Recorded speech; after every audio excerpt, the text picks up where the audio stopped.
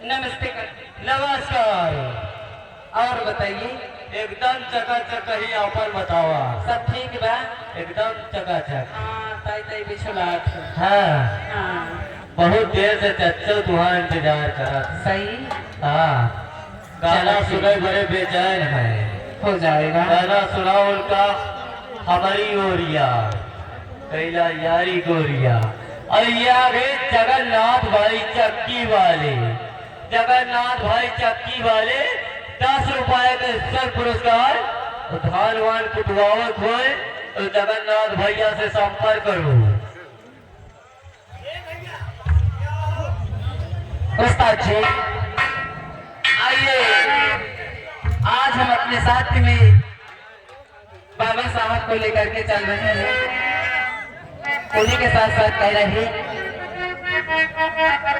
देखिए बाबा साहब हमारे बता दिए हैं, कह रहे हैं, अरे बाबा साहब जी की लेखनी रही मूर्तियाँ, हे बाबा साहब जी की लेखनी रही मूर्तियाँ, सूरतिया यमुना देखया।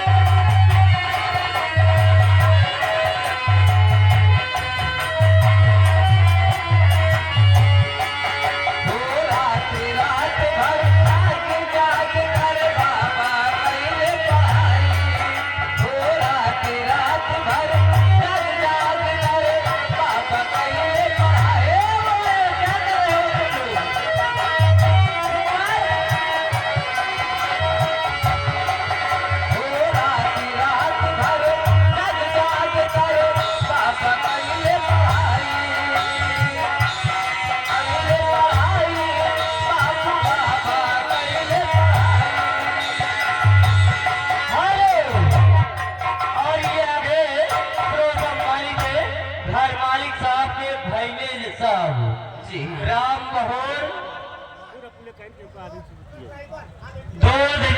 ट्रक ड्राइवर साहब ऑल इंडिया वाले, एक ही तरफ से आपके लिए 500 की नोट से 50 रुपए का स्तर पुरस्कार और पहला है भैया का।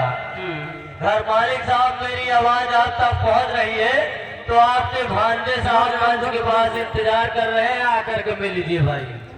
हो रात रात घर जा